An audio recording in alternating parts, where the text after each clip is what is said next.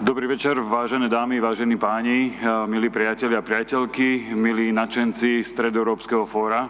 Dovolte mi, aby som vás srdečne privítal na tomto jubilejnom 10. ročníku a v mene dvoch... Ladies and gentlemen, dear friends of the Central European Forum, I would like to welcome you all on behalf of all people who have prepared this evening for us, Ms.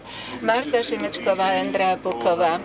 I'm sure this is going to be an extraordinary experience. There have been so many things that happened this week that I don't know where to begin.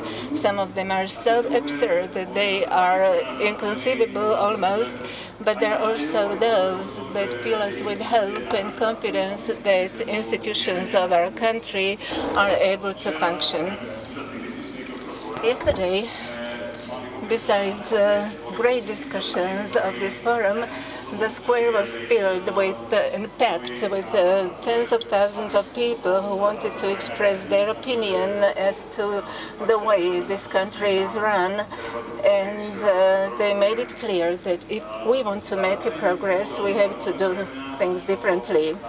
What was also interesting for me was what Peter Kachenko, the journalist, said, that the meeting that was held yesterday underwent the so-called money test.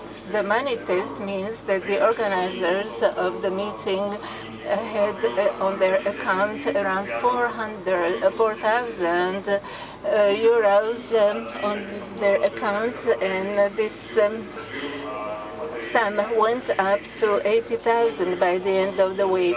This is an exceptional fundraising, and I believe this is quite extraordinary, and I believe they deserve our praise and applause as fundraising.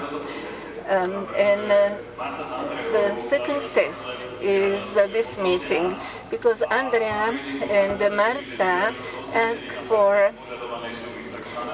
help in terms of funds, and people contributed so much that they raised the amount that can also be used to organize the next event.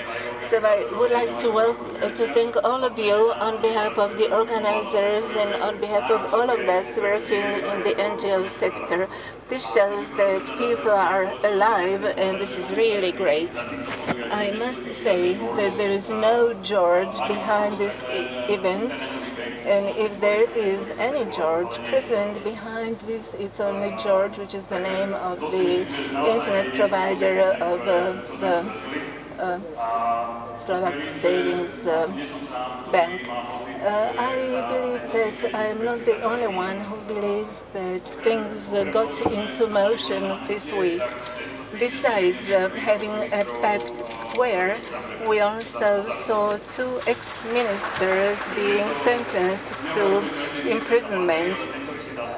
So I believe this is very encouraging, and I believe it is a landmark case, and it shows that Slovak justice system is able to function properly, and the judge and the lady who is also very prominent as a representative of the Slovak judiciary is Ms. Žitňanská, who is here with us. But I believe that in spite of these positive developments, there is still a shadow looming over our heads. This cloud is represented by the vicious murder of Jan and Martina, and all the meetings and all the events taking place are organized in the wake of these murders. I also would like to remember the municipal elections of last week, which showed a trend towards electing decent people as representatives of the local government. But I believe that this is enough as an introduction. There are other things that we would like to devote attention to, because we have the privilege of having very distinguished people amongst us tonight. When I prepared this, when I was getting ready for this meeting, I was really happy to realize that we are going to have amongst us a lady, a writer who is extraordinary. When you are going to listen to her work, you may get your hankies ready, because she is really a writer who can really evoke emotions. She has worked for 40 years on oral history and collapse of the Soviet Union. Her books that have about great feelings among thousands of people, and especially her novel was really very touching, very emotional. She is also a Soviet person in terms of her history. She is a daughter of a village teachers. Her mother was Ukrainian, father was a teacher. She is a Belarusian. She lived many years abroad because her life in Belarus became intolerable for her because of her writings. But when we speak about her, we can see many parallels with what we have experienced here. Although the regime wasn't as fierce here as it was in Belarus, but I still believe there are many things that are similar, such as the dual morals, the double morals that has deeply marked our psyche, and we are still suffering from it. I also say that as many people live here, that capitalism is not really what they want. She wrote in one of her books that we wanted socialism with the human face, which was sought by Dubček as well, and what we got was Chicago. Having said that, I believe that the developments were a little soft in this country, but still quite comparable. The writer says that the best joke for her is a very short two-word sentence, two-word joke, and it sounds Putin Democrat. Without going any further, I believe that we should introduce her, because you are all certainly waiting for her presentation. So let me please call to the podium Ms. Svetlana Alexievich, the 2015 laureate of Nobel Prize for Literature.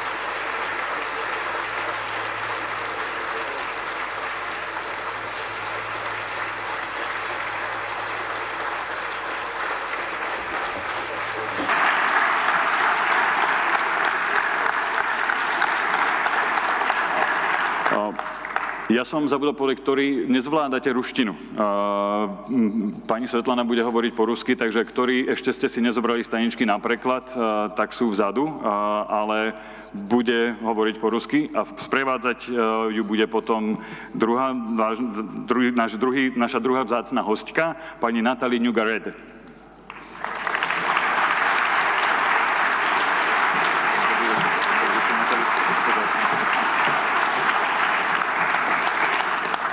Aby sme sa dostali... Let me also welcome our second guest. So let me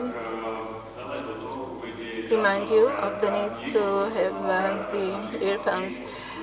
This presentation is going to be introduced by our good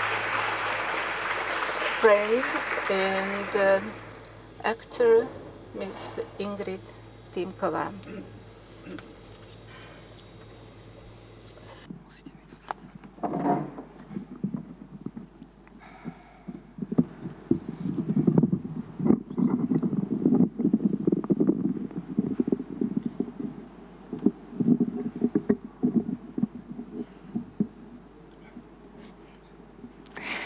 Takže dobrý večer a ja vám prečítam úryvok zo Svetlaninej knihy. Good evening. I'm going to read for you an extract from Svetlana's book. This is not going to be interpreted. Na chrbte v plášti je diera od guľky. Vedľa neho stojí policajt. Vtedy som prvý raz videl zabitého človeka. Čoskoro som si na to zvykol. Náš dom je veľký, má 20 vchodov. Každé ráno som na dvore našiel mŕtvolu, no už nás to nešokovalo. Začínal sa ozajstný kapitalizmus s krvou. Očakával som od seba ohromenie, ale ono neprišlo. Po Stalinovi máme totiž ku krvi iný vzťah. Máme v živej pamäti, ako naši zabíjali našich. Aj masové vraždy ľudí, ktorí netušili, za čo ich vraždia. To zostalo. Je to zapísané v našich životoch. Vyrástli sme medzi katmi a obeťami. Pre nás je normálne, že žijeme spolu. Neexistuje hranica medzi mierom a vojnou. Neustála vojna. Zapneš televízor a tam všetci rozprávajú zlodejským argotom. Politici, podnikatelia, aj prezident. Provízie, štíchy, podmazávanie. Ľudský život nestojí ani za pľúvanec. Presne ako v lágri. Prečo sme neodsúdili Stalina? Odpoviem vám. Aby ste odsúdili Stalina, musíte odsúdiť svojich príbuzných a známych. Najbližších ľudí. Rozpoviem vám o svojej rodine. Otca poslali do väzenia v 37. Chvála Bohu sa vrátil, no odsedel si 10 rokov. Vrátil sa a veľmi sa mu chcelo žiť. Sám sa čudoval, že sa mu po tom všetkom, čo videl, ešte chcelo žiť. To však nebol prípad všetkých. Nie, ani zďaleka nie.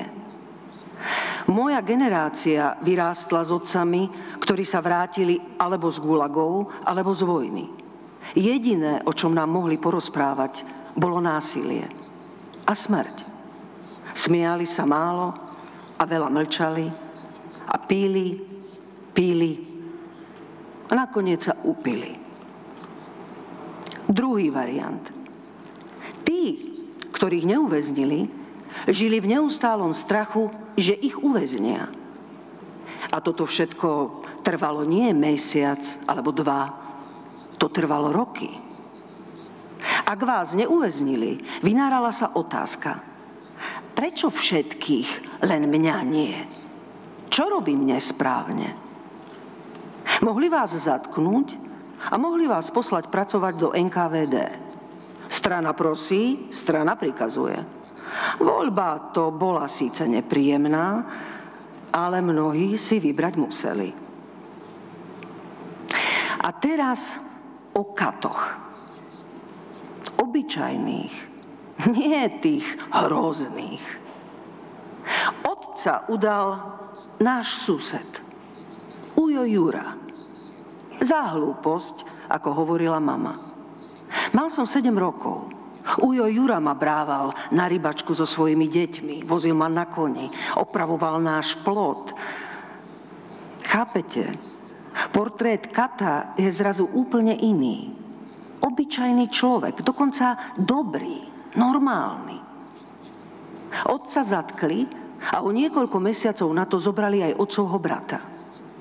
Zajelci nám dali jeho spis, bolo tam niekoľko údaní. Jedno napísala teta Oľa. Netier. Krásna žena, veselá, nádherne spievala.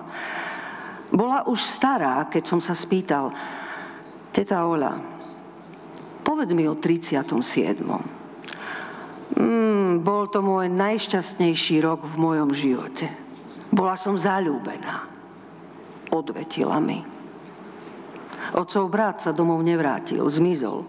Či vo väzení, alebo v gulagu, to nevie nik. Bolo mi síce ťažko, ale aj tak som jej položil otázku, ktorá ma mučila. Teta Oľa, a prečo si to spravila? A kde si ty za stalinských čias videl čestného človeka? Mlčí. A ešte tu bol ujo Pavel, ktorý slúžil na Sibíri vo vojskách NKVD. Rozumiete? Neexistuje chemicky čisté zlo. To nie je iba Stalin a Beria.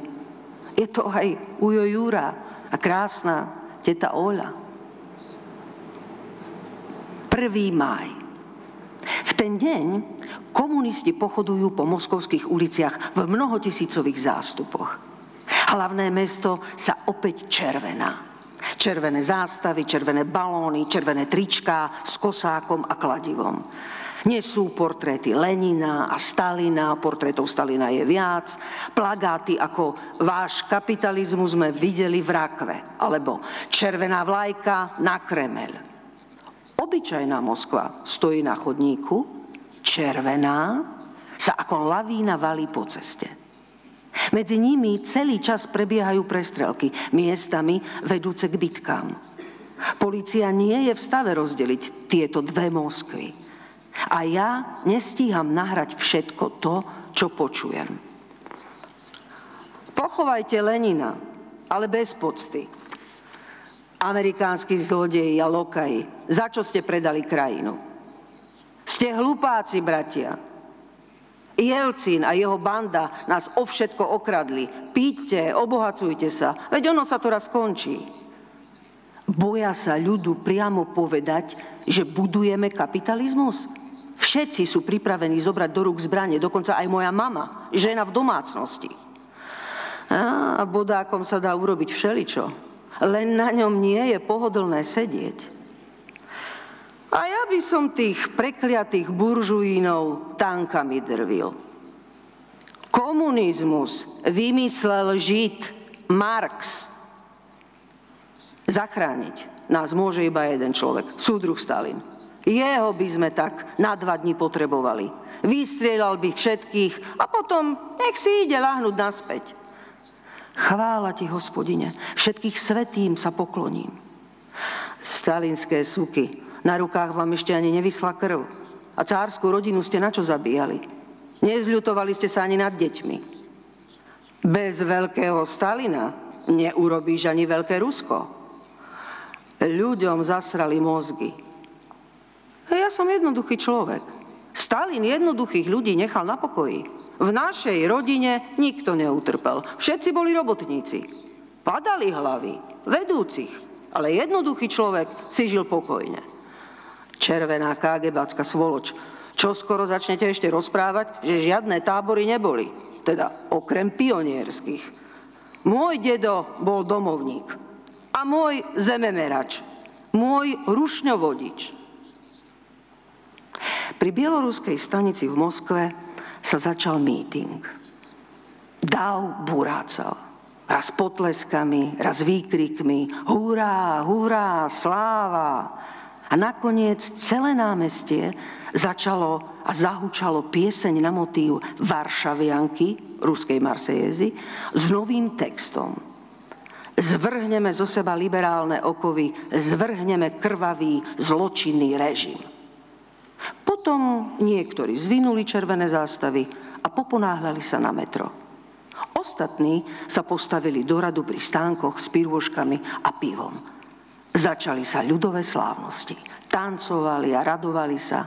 Stará žena v červenej šatke sa točila a podupávala okolo harmonikára. My veselo si tancujeme pri veľkej jedličke. Na našej otčine tak nám dobre je.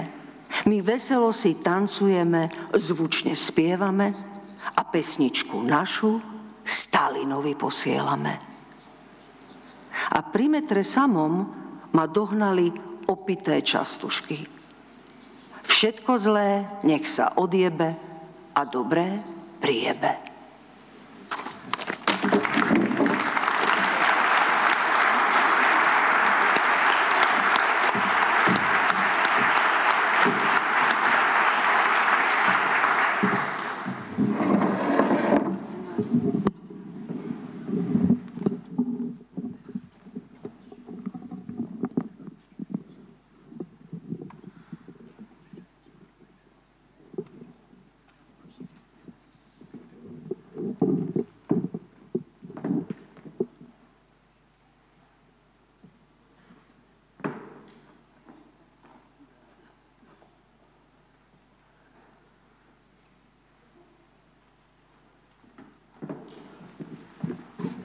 prepáčte, malú technickú závadu. Hneď to napravíme, ale kým budeme napravať technickú závadu, tak... There is a small technical issue, so we will work on it. And the organizers of Central European Forum start this year the first year of the Honorary Central European Award, and this lady sitting with us will be the first laureate because she is our distinguished guest, and I will invite another laureate, that's Mr. Balko, to award our first prize.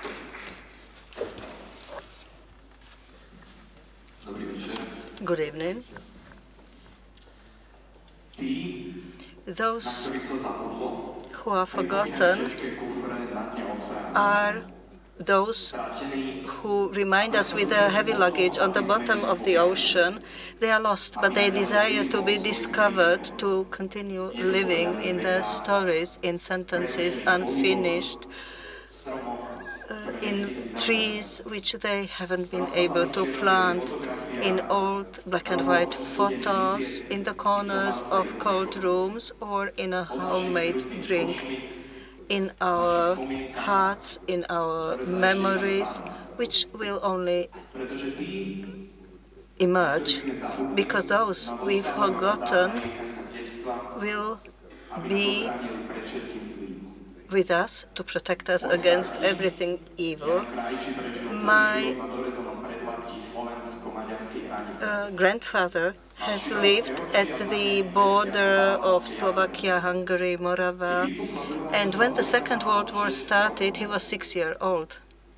He saw a world that was in disbalance. He saw mass graves with looking like a cake. He saw people hung on the trees, etc., etc. He saw the turmoil of history, full trains transporting people like cattle to hell, and many other terrible moments. And then we won, he said, and the fields burned were suddenly flowering. Streets changed their names, people danced, drank, but also cried because of happiness, sorrow, for those who stayed alive, for those who died. And then he said, and now go and live. And so he went and lived. There is a swimming pool, which is today a garbage heap, and he met there a girl with brown hair and wonderful name he never heard before. They have built a house close to a factory producing guns in the past. They built it with their own hands and effort, and they have spent 60 years living together. In March 2017, my grandfather died. Until then, I believed that it's us people who choose their own story, but I've understood that it's not true. It is the stories who travel the country like shadows, standing and hiking at in the streets, trying to find someone who will give them shape and to tell the story.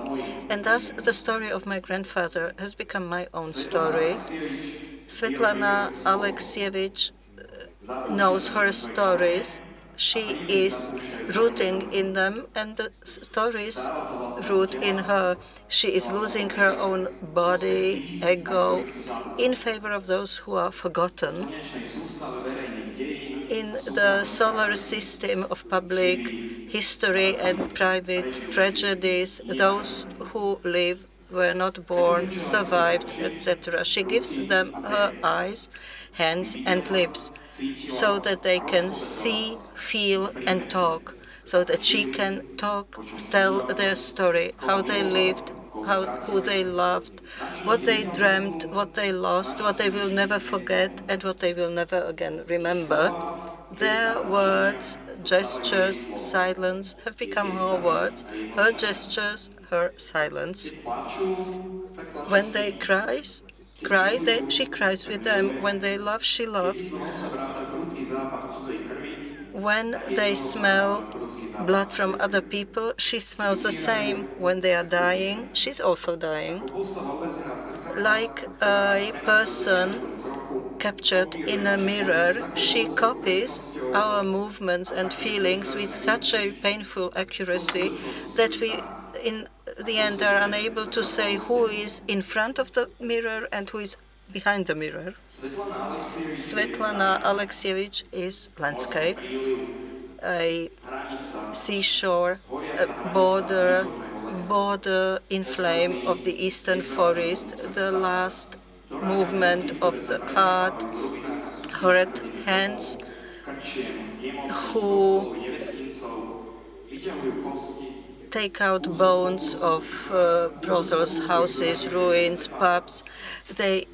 She arranged them piece by piece, gives bodies, faces, names to those people. Svetlana Alexievich is, first of all, a human being, full with empathy, understanding, and humanism. She maps the stories of thousands, of hundreds of marginalized, silenced, lost people, and her work is transboundary. What she writes gets out of the white paper and is a whispering to us. It's an oral history of ghosts who lived with us. However, on the other bank of the river, she is arranging stories, photos, so that somewhere in reality they would become our photographs, our memories, our stories. In the world in which there are no borders between the past and the present, between life and death, between them and us, there is only one blind map of the mankind on which we are learning again and again not to forget, because we are not only what we have lost, but we are also what we are still to find. Thank you.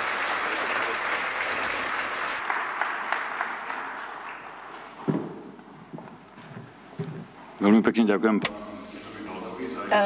Thank you very much to Peter Balko for his Laudatio. I believe that not only us, we are going to find something here, but also our distinguished guest is going to find something here, hopefully. I invited the editor-in-chief of the SME Daily, Ms. Balogova, and also I would like to invite her to hand over this great prize to Svetlana, and I believe that it is going to be very symptomatic. International importance of this prize, I will speak in English. The Honorary Central European is a prize that's a form of appreciation to people who have strongly contributed to our culture, to our Central European identity, and to our historical memory. This is an appreciation of people who inspire the best in us, the best of our Central Europeanness. This is an appreciation of people who helps us to understand what are the values that we need to protect in order to be able to pass it on to the next generations. We hope that this prize becomes a tradition and that we will get new people who will enrich the family of Central Europeans. The recipient's work will actually remind us what makes us really Central Europeans. Svetlana Alexievich gives voice to the voiceless, and this is something that a lot of journalists feel as a strong inspiration because they would like to do the same. She helps to learn lessons of history with her incredibly deep humanity. She reminds us that the powerful actually can evoke a lot of suffering and a lot of pain in people, but they cannot take away their dignity and their hope. This is also something that we need to learn in order to protect the dignity of the voiceless in the society. She reminds us that ideologies can also cause a lot of suffering, and we need to understand how to actually protect our dignity even when the ideology turns against us, and how to be generous to each other. Ja som veľmi šťastná, že Svetlana Alexievich je prvou laureát. I'm very happy that Svetlana is the first laureate of our award, which is granted not only on behalf of the Daily SME, but also on behalf of all the journalists, all the editors' offices, because they also tried, just as Svetlana, to tell the stories.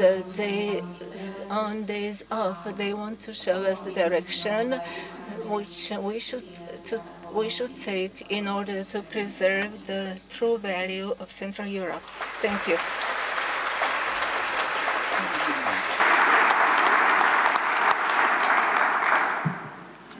Dobrý večer.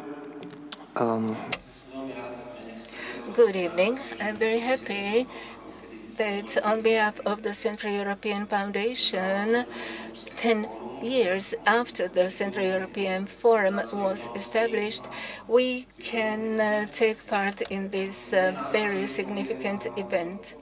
This is really a special evening, and let me say on behalf of the Foundation that we are happy that we helped publishing 3 books by Ms.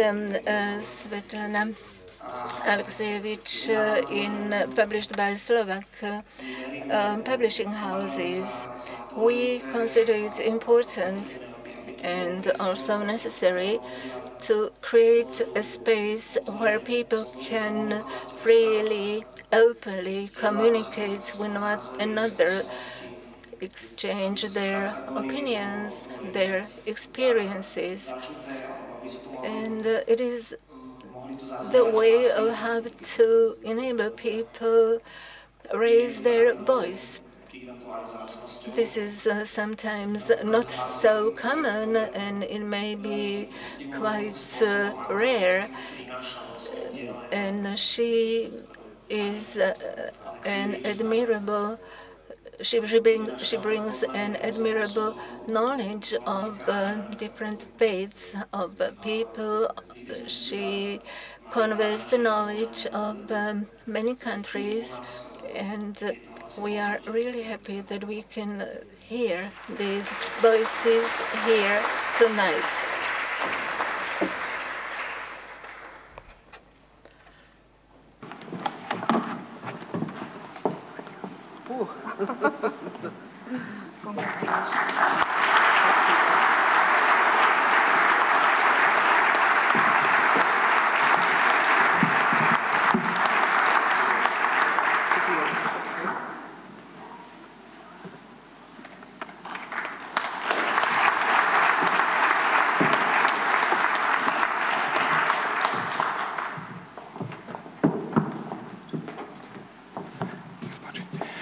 Takže teraz už nasleduje ozajstná diskusia. And now it is time for a discussion. And during the discussion, or after the ladies have spoken, you will also have a chance to ask your questions.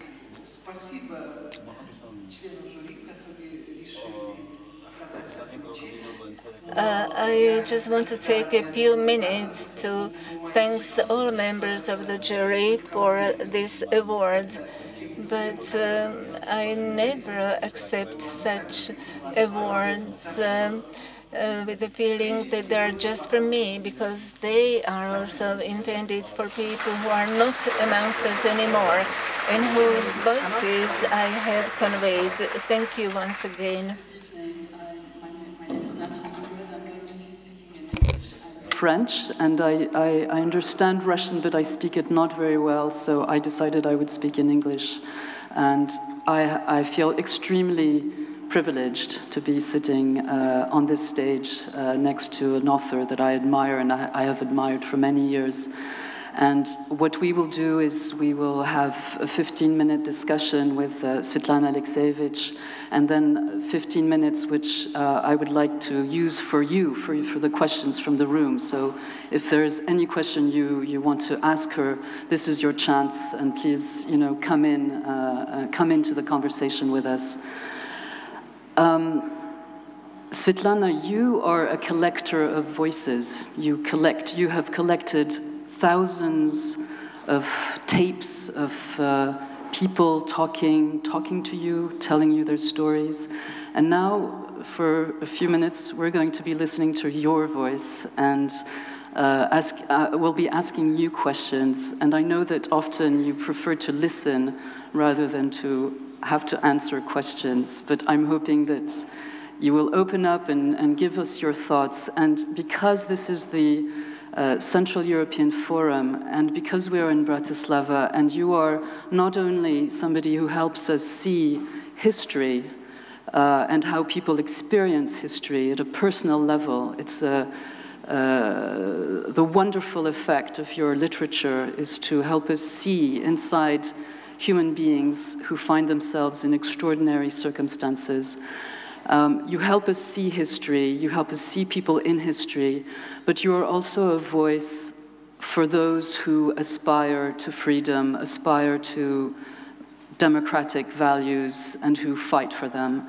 And there are many fights like this. Many people are mobilizing in different countries, but in this country, and I wanted to ask you about this country, you being in Bratislava, I know you visited today the memorial to Jan Kuciak, and I wanted to ask you how you relate to those in this part of Europe, in Central Europe, who are fighting for certain rights, freedom of expression, freedom of information, who come out on the squares like yesterday and who are mobilizing. How do you, with your experience and the part of Europe that you come from, where the political situation is, of course, in Belarus, what we know, but how do you see this fight here for values, and in the case of Jan Kuciak, who you paid homage to today?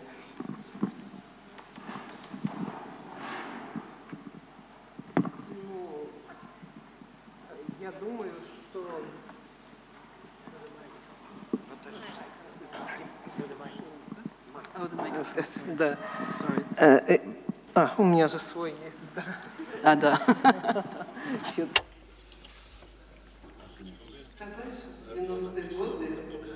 I would like to say that in the 90s, which is not so far away, we were extremely naive, and we thought the communists will leave, the Kremlin wall will fall together with these old men, and we will enter the kingdom of freedom. I remember how we walked the squares, and when I went to the Pushkin Square, people shouted one word, that was freedom. But we even didn't realize what freedom means. What is it? We haven't realized that it's not such a festive day as we've believed. We didn't know that whether we will see the beautiful face of freedom when the communists leave. But it was a very difficult period, and the way to freedom is a long way, and very often it's also a bloody way. And the way where the elite, political or creative, gave up new ideas, new purposes, new meaning, is a new situation after the socialist period, which means the way to social democracy. And basically, we don't know where to. And these people, our saints of today, and I have in mind these two beautiful young people at a time of their great love. And their death is a reminder that freedom is a very expensive thing, and we didn't believe that it is so. In 2015, you made several speeches, and I listened to your speech again earlier today, and you said something which is similar to what you said just earlier. You said that this wasn't a prize for you. This was a prize for many people. And in Russian, you said, this was in Stockholm, and on the 11th of December 2015, you said that this prize, это как поклон многим. That this prize is a bow to many people, and Russian people, and several generations who fought to their suffering and their pain. And I wanted to ask you, do you think, with all the books that you've written, the voices that you've made emerge from the generations that suffered the Second World War, those who suffered from the Soviet Afghanistan war, and many other, those who suffered from the collapse of the Soviet Union and how they experienced this, do you think that the pain and the suffering that was experienced during this entire Soviet experiment is still something that people don't fully understand, even to this day?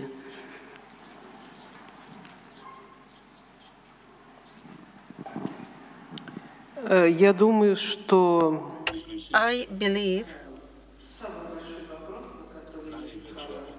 that the real question to which I was looking for answers all these 37 years, because at that time I needed to write all these books, the question is why our suffering is not transformed into a value, into freedom, why people who lived in slavery didn't die out, why we still have new slaves emerging. That's a question. What's happening? What's going on? And it's a question I have no answer to. The answer is somewhere deep in our mental history. Suffering, which is described by many Russian classical authors like Dostoevsky, have thought that suffering prepares people to resurrection, and that they will be then better people. I don't know, but we see this vicious circle of suffering, and really I felt like in a dead-end street when seeing it, and sometimes I had feelings that I can't continue living, that I'm desperate, I don't see a way out, I don't know how to name it, what words to use in order to defend people against it. And I have often the feeling that words are in fact helpless. It's all so complicated, intricate. I don't have a specific relation to suffering. which we see in our culture, and I think that suffering deforms people. Shalamov, my beloved author, has described it very well. He said, a camp won't teach you anything, that it won't teach you anything to live or to learn. A camp is something nobody needs. And the most difficult was to extract the spirit and to put down a story, utopia of this lie of deceived people and we see how all this repeats itself. We see the new bragging young men who will continue to sit in pubs even in 100 years. And that was my feeling when I traveled Russia. However, I believe, or I would like to believe, that the spirit which would heal us from this slavery, let's say in the starting stage, would bring us to a point where we could start to speak about freedom, because today the word freedom has no content and it brings only a kind of pseudo meaning, indicating that it should be something, could be something.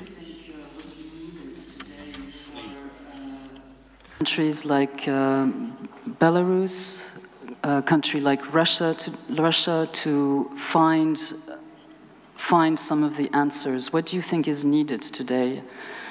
You are born in Ukraine, but you grew up in Belarus. Your mother was Ukrainian, and you said one day that when you look at Russia, you feel a bit confused. You know, are you part of this? Are you in a way Russian also? Are you? And you've written about the phenomenon of what you call the collective Putin in Russia, not just Putin himself, but the collective Putin. And my question is, when you've now come back to Belarus after 11 years in exile in Germany and France and other countries, what would you say after having come back to Belarus and watching, I'm sure, Russia and Ukraine very, very closely? What is missing for some of the burden of the past to be lifted and for these societies to move in the right direction? What is missing?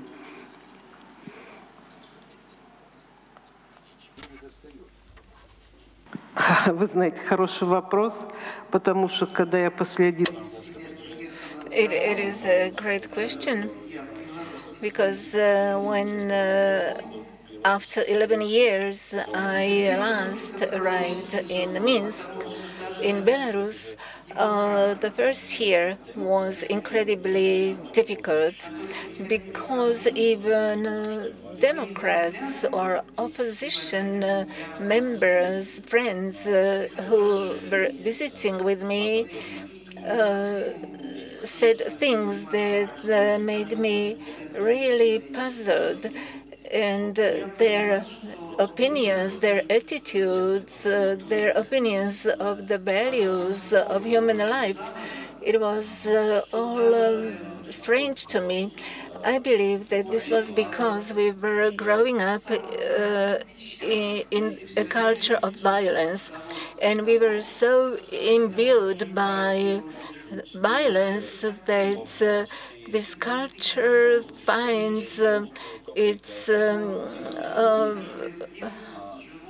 impact in everyday life.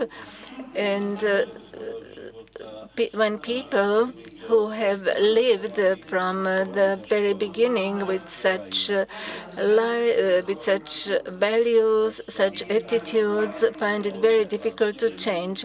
I believe that it may be important to be ready for a long-term process. Maybe we will be able to achieve this within the lifespan of my generation, but I'm not sure. My granddaughter is 13 today, and I believe that their generation is also going to experience many problems in the years to come. Perestroika was meant to open up opportunities for great progress, but it became clear that we stifled these opportunities, and the current ruling class was pushing people towards the dark spheres and throwing them back to the past. And this is quite discouraging, especially when you hear it from young people. It is a fact that people sit in every one of us. This is a genetic accumulation of the past, and we can only hope that over time, gradually, things will change. There is no other way. We cannot expect that something will become or be okay. There is a consolidation of civil society in Ukraine. Of course, the country is in a very difficult situation, but when you look at it from Belarus and knowing Ukraine very well, is there any way that Ukraine could be an inspiration for Belarus?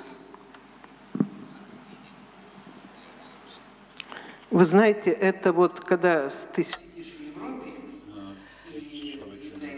When a person lives in Europe and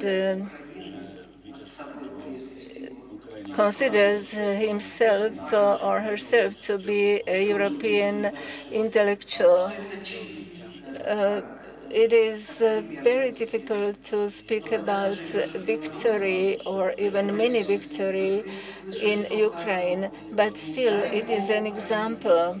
It is a model for many people. And when you talk to people in Belarus and you ask about Ukraine, people in Belarus say, oh, God forbid that similar things happen in Belarus as they did in Ukraine. We do not want to see any tire burning or guns being all over the place. In the last few elections, Lukashenko won, especially because people were scared, because Lukashenko made clear that people learn about Maidan in the most terrible terms. And people in Belarus aspire for not for bloody developments, but for solemn developments. This is part of the Russian culture. People are in mood for miracles.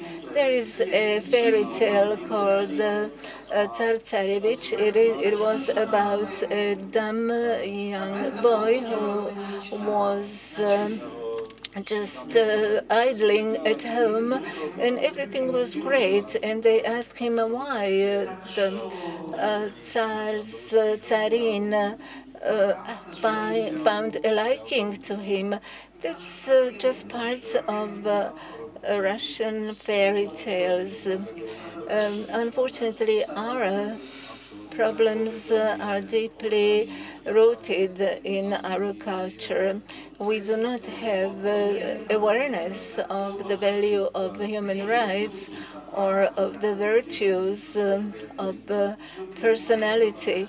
It is very difficult to listen to the news coming from Ukraine. Only a few people are ready to absorb this news. Although there is parts of the young generation that is acquiring a better view of Maidan. The audience with your questions. And my question is about your incredible literary method. You play with the boundary between, and I'm a journalist, and you play, it seems to me, with the boundary between reporting as very precise, astute, full of empathy reporting, the groundwork of a journalist, listening to people, and fiction, literary work, and you call this the chorus novel. You have called this at times the chorus novel, like a choral, like a chorus of voices. And when you look, as a journalist, I wanted to ask you this, but I know some other people in the audience were curious about this when I discussed the conversation I would have with you. When you look at journalism today, and you were once a journalist. You started as a young journalist in Minsk for a local agricultural. It was called Selskaya Gazeta or something. When you look at journalism today, what advice would you give so that journalists can be, as you know, the best listeners of people and the best transcribers of reality today, of what people actually experience? When you look at journalism the way it's done, what advice would you give?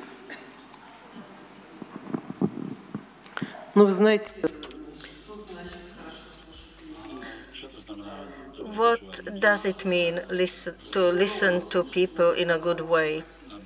It is important to hear something new. And if you want to hear something new, you must learn to ask questions in a new way. To be able to do that, or in another way, a journalist should be a person who gives up banalities completely. Most people are people who are satisfied with banal issues in different forms, words, books. It's enough for them. But a journalist shouldn't take this way. It would have a meaning only when the journalist tells something that hasn't been mentioned somewhere, wasn't given a name, it's hanging somewhere in the air, has no shape. And it's important to name it, to capture it, to tell it. That's the job of a journalist. But while running, you can't do that in a good way, in a solid way. I remember that I made once a risky move, and I stopped working, and I went to people, and I traveled to Russia. I lived really for cents, but it was important to get away from the work which forces you to run and run and run. It was important for me to have time for me in solitude. And I call my works the novels of live voices. Life today is a high-speed life, and you are unable to follow it in a slow way and a highly elaborated manner. That is my feeling. Other people may give you another answer, but I think the way I do it allows me to get there, to catch it, to hear it, to listen to it. And I think that we should start by saying that the world is a mysterious thing. A human being is an ununderstandable existence or individual, and it is important to strike a balance, and it's important to talk about complex issues. It's important to show that life is tragic, and maybe the future generations will think that we are living in a barbarian period, because nobody will then understand why people were murdering, killing, or dying in such a cheap way for so little money. You must try to rise high and to keep the level so high. Since my childhood, I loved to listen to also simpler people, and I always found some surprises in them. They were people who would read Dostoevsky, but they understand a lot, and sometimes they understand more than all of us together. Sure. Are there any questions? I'm sorry, I can't see very. Yes, you have to raise your hand very high here, and we'll take 2 questions to start with, the young man there, and then behind him we'll take 2 questions. Mrs. Alexievich, you traveled long distances, but how did you find all those people? By which method? Could you say who you are? Or I'm a graphic designer, and I read 5 of your books, and I'm asking, how did you find all those people? Okay, good question. And we'll take another question just behind you. There was another hand. Yes. Thank you. Вы знаете, найти мне героев. It wasn't so difficult, because when you open any door of any house, you will be simply astonished by what you hear. This suffering, the tragedy you have seen in the 70s years, and you still see it, and it comes from Syria and Ukraine and from everywhere. It seems complex, but it is also not so difficult, not so intricate. It was more difficult to find people who are willing to think in their own way, like women, about war, so that they would abandon the masculine canon. Only very strong women could do it. People you could take out from, extract or take away from the masculine love to war. I've been to war areas, and I've seen that men love it. They love it when they can shoot from a gun machine. They see beauty in the war. In the night when the bullets are flying and the men are focused. So you can find a lot of beauty in it.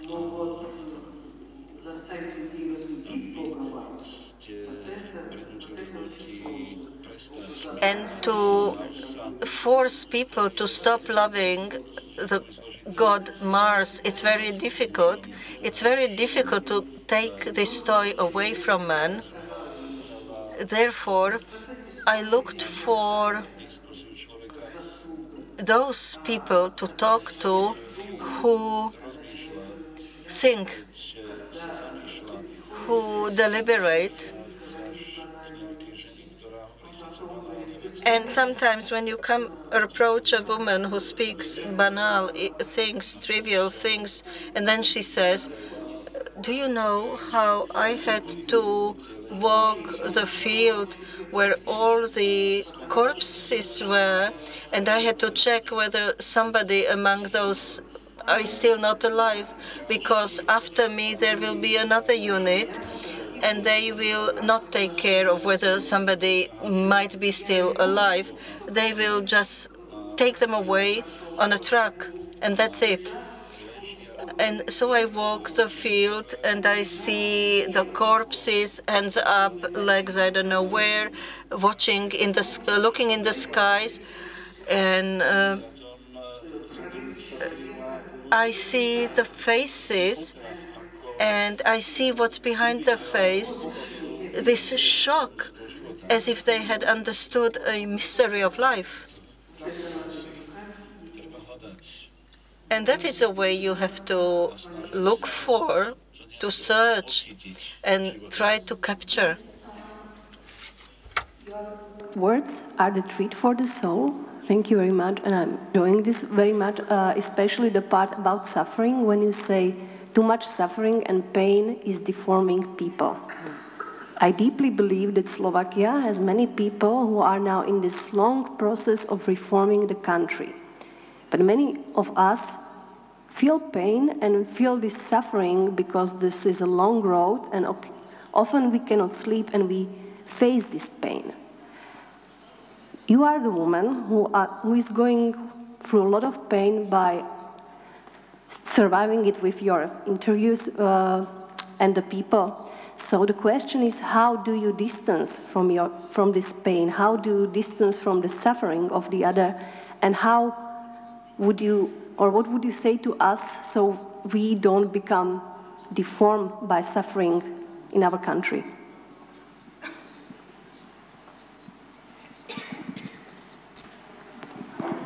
Ну, вы знаете, это сложно еще у Толстого. This is extremely complicated. Tolstoy said once that you're entering a hospital in a dilapidated barn. There is a foul smell, dirty people, blood everywhere, and you feel like running away from all of this, but when you are a human being, you have no choice. You simply have to enter. You have no other choice. At least this is how I feel it. Quite often, there are some cases, like in Afghanistan, there was a case when guns were exhibited, guns that were taken away from Mujahideens. I stopped next to an Italian mine. It was nicely colored, and I said, it's unbelievable how much time, imagination a person gave to developing this weapon, this mine. And the colonel I was standing next to said that this is a beautiful toy, and you can play with this toy, and when you do it, you can turn a human being into a bucket of flesh. Let's have a look at what remained of those boys who hit this beautiful toy with their armored vehicle. You can see what happened with them. We had to use spoons to scrap their flesh in order to be able to send their families at least something. And the question is not like going out in a 50 grade centigrade heat, because you simply have to go there. And I grew up in Russian culture. You have to go to the end. You have to go to the end so that you are able to tell the story. I am not a superhuman being, but when I saw all those dead bodies, I fainted. And then I had to go home and I had to turn this into art. Simply, there is no other choice.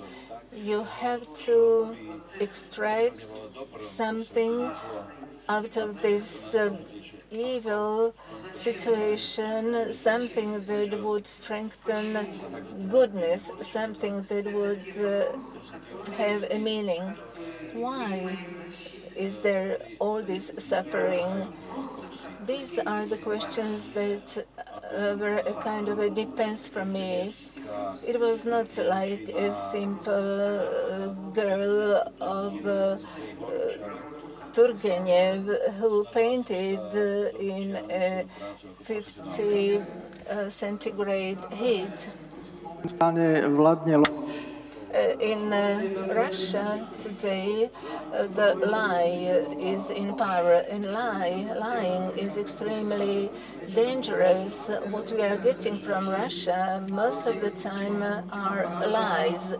And I would like to ask you whether you believe that there is a chance for truth to prevail in Russia, whether it can win. What needs to be done for this? You know what? If you ask a question of whether this would come one day, I believe it will, but the question is whether we will live to see it. I have no idea when this would come. I believe there is something going on in people. People are thinking, not all of them are under the spell of hypnosis. You may know that sometimes people fall sick, sometimes an entire nation falls sick. But I believe that this sickness is about to end. And we, who like to call ourselves elite, we, the writers, should not overestimate our power. We should not believe that it is our books that will save the mankind, but I believe that we do give our share. Good evening, Ms. Alexievich. It was a very touching experience for me when in Stockholm at Nombo Institute I saw your dictaphone with which you recorded all your stories. They are really terrifying and they show the life we should never see again, the kind of life we should ever see again. In our country, some people feel nostalgia about the past. They have the urge to go back to this history, to this past. Do you have any medicine that we should administer these people who have this yearning for the things back home? What should we do to heal them? I believe that you need to talk to them. It's only my second day here, and I already met 2 Slovaks who told me in all sincerity, and they did believe it, that in the past a simple person meant something. Simple people would be sent to sanatoriums But today, simple people are only peons on the chessboard, both here and in your country. And if people have no money here, they cannot achieve anything. You have to talk to them. You have to defend your opinions, your attitudes, not only shout or we cannot consider these people to be stupid. This is the way my father was. He remained communist until the day he died, and he wanted to be buried with his party booklet on his chest. He sincerely believed in communism, and he thought that Stalin only distorted this good idea. And this may be true to an extent. If we take Swedish socialists, or if we take France, Germany, there are also some socialist moments, but they are far from the barracks type of socialism that we used to have here. We have to look around ourselves and to create a circle of goodness. We have to talk to the children. We have to share with them our experience. We have to make them read. There is no other way. We have to fight for the soul of the people. There is no other way. The lady in the front, did you have a question? Yes. Is the microphone? Please ask your question, and then we'll go to the front. Thanks. Ja by som sa chcel spýtať. I have a question. It is very difficult for me to formulate it, but when one is confronted with death, with the history, with the present, we see an increase in the number of people living on the planet. We see weakening literacy among people.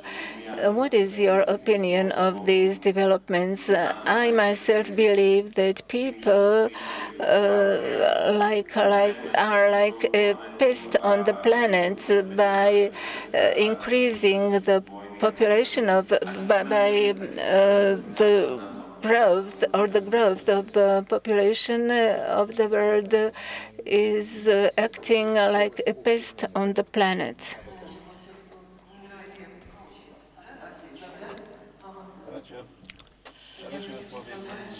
Let me answer gradually to what you have said. The machines, computers are getting more intelligent, and we are getting less intelligent. But I believe that there is a number of very intelligent people, although quite often the level may be decreasing. I don't know what to say. I believe that our politicians in our country, I don't know what the situation is in your country, but in our country, people in power do not have any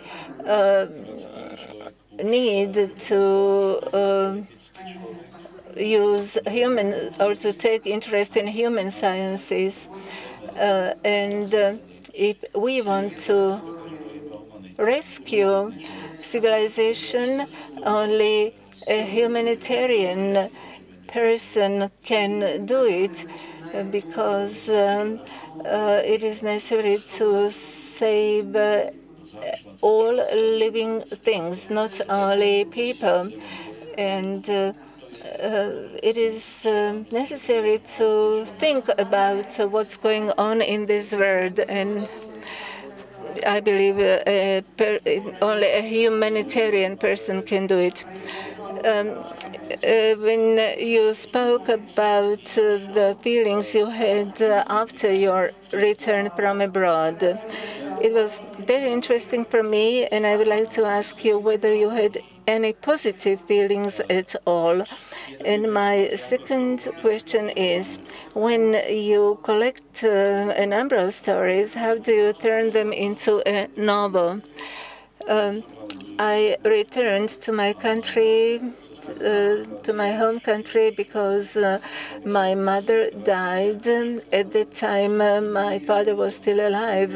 He is already passed away, and I have a granddaughter. And when I work as a writer, I am not able to chase away the thoughts from my mind. I have to live in our street, listen to the stories, think about them, and take part in this stream of life. I cannot look at the life from behind several mountain ranges.